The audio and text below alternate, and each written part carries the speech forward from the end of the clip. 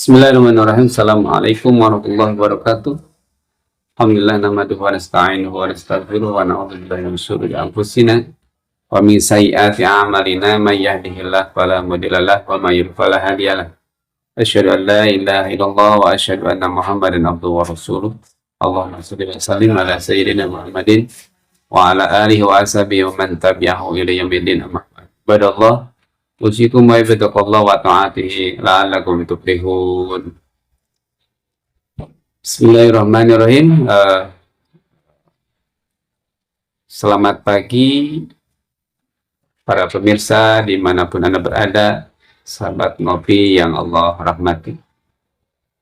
Pagi hari ini insya Allah saya ingin menyampaikan tentang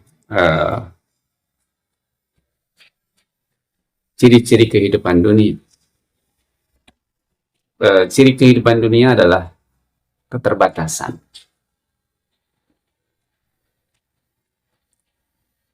Yang kedua, tidak abadi.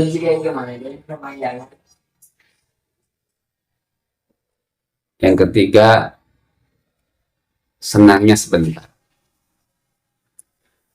Dari tiga ciri itu, kita bisa menelaah bahwa kesenangan dunia itu sangatlah sebentar.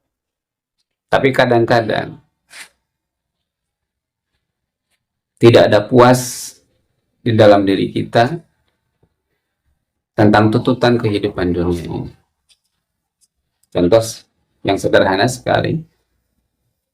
Ketika kita menginginkan mendambakan satu barang yang kita sukai, satu barang yang kita ingini. Ketika kita belum punya HP, katakanlah handphone, kita pengen HP.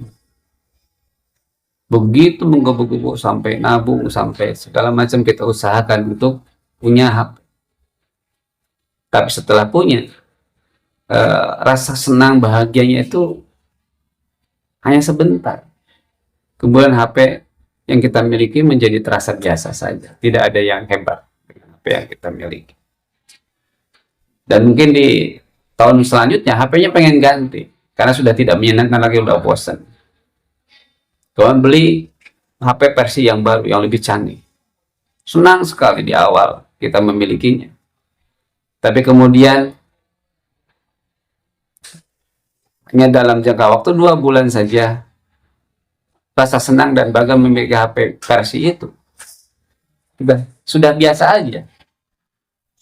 Kalau muncul HP versi baru yang lebih canggih, muncul juga keinginan, wah pengen yang baru lebih canggih. Akhirnya berusaha nabung lagi, bahkan tukur tambah, sehingga kita ingin mendapatkan HP yang baru. Itu keinginan terhadap dunia, keinginan yang terus berubah-ubah, menuntut pemenuhan yang kemudian setelah dipenuhi kemudian hilang rasa senang, rasa bahagia, hanya sebentar. Sama saja ketika kita pengen motor, sudah didapatkan motornya, ya sudah biasa saja. Pengen versi yang baru, inginnya luar biasa, sehingga berusaha keras nabung dan sebagainya, kredit, cicilan juga nggak apa-apa, yang penting motornya baru, versinya terbaru. Setelah sebulan 2 bulan ya biasa aja. Itulah kehidupan dunia. Bahagianya sementara, kesenangannya sementara, tidak akan lama. Dan kalau itu terus kemudian kita ikuti terus tuntutan hawa nafsu itu, maka tidak akan pernah ada puas. bagi seorang manusia. Yang kedua, ciri dunia yang kedua adalah dunia ini terbatas. Kita memiliki keterbatasan. Ada saat kita tidak mampu menggapai sesuatu. Itu ciri keterbatasan kehidupan dunia. Ketika kita menemui jalan buntu dan keterbatasan, jangan terlalu memaksa dalam urusan ini. Biarlah, karena kebahagiaan kita tidak di sana.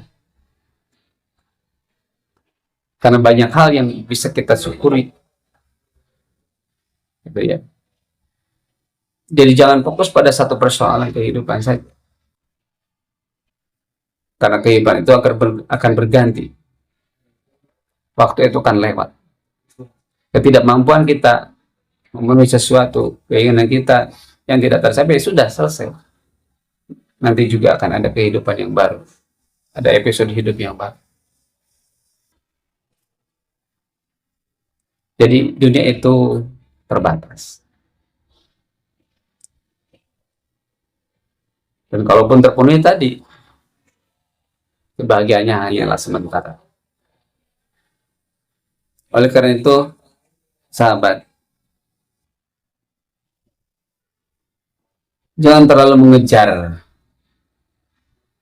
dunia ini dengan habis-habisan, karena hakikatnya dunia itu akan kita tinggalkan. Dunia ini kita butuhkan hanya sebagai sarana saja untuk menuju akhirat. Firman Allah, wabtaghi fima ataqallahu darul akhirah wa la tansa nasibaka minad dunya wa ahsin kama ahsana ilaika. Wabtaghi fima ataqallahu darul akhirah. Carilah bagianmu di akhirat. Ya Allah menyuruh mencari akhirat terlebih dahulu. Kepastian bagian kita di akhirat. Dapat bagian nggak kita di akhirat? Dapat tempat nggak di akhirat? Itu dulu yang harus kita mencari kepastian. Dengan cara apa? Dengan cara mengidentifikasi diri kita sendiri. Hasibu anfusakum qabla an tuhasab. Kita menghisab diri, kita menghitung diri, evaluasi diri, bagaimana kesiapan kita menghadapi akhirat. Karena akhirat kita tidak punya garansi. Kita harus memastikan kita mendapat bagian surga di sisi Allah Subhanahu wa taala. Dan kemudian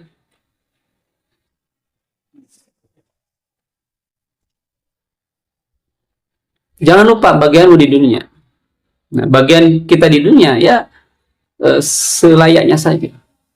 Maka dalam ayat Al-Quran ada sebuah isyarat tentang bagaimana kita menghadapi akhirat dan bagaimana kita menghadapi dunia.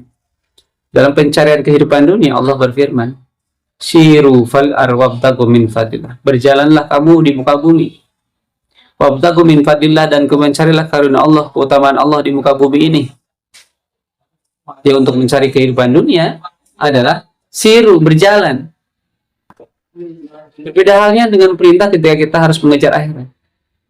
Contoh ayat, A'udzubillahi minasyaitonir rajim, wasari'u ilal maghfirati wa jannatu arduha samawati wa ardu uiddat lil muttaqin. Wasari'u, dan bersegeralah, larilah untuk mencari ampunan Allah, dan ampunan Allah dan surganya Allah. Wa jannatu arduha samawati wa ardu, surga yang luasnya seluas langit dan bumi. Uiddat lil muttaqin, yang disediakan bagi orang-orang yang bertakwa. Jadi kalau untuk kehidupan dunia kita cukup berjalan, tapi untuk akhirat kita harus berlari. Itulah gambaran bagaimana kita menyikapi kehidupan dunia ini dan kita bagaimana menyikapi kehidupan akhirat. Karena kehidupan akhirat adalah kehidupan yang abadi dan dunia adalah sementara. Maka oleh karena itu kita harus banyak beristighfar atas kelemahan, kesalahan, kehilafan yang kita lakukan dalam menyikapi kehidupan. Istighfar kita, Astagfirullah Rabbal baroya, Astagfirullah minal khotoya, Astaghfirullah Rabbal baraya. Astaghfirullah minal khotoya.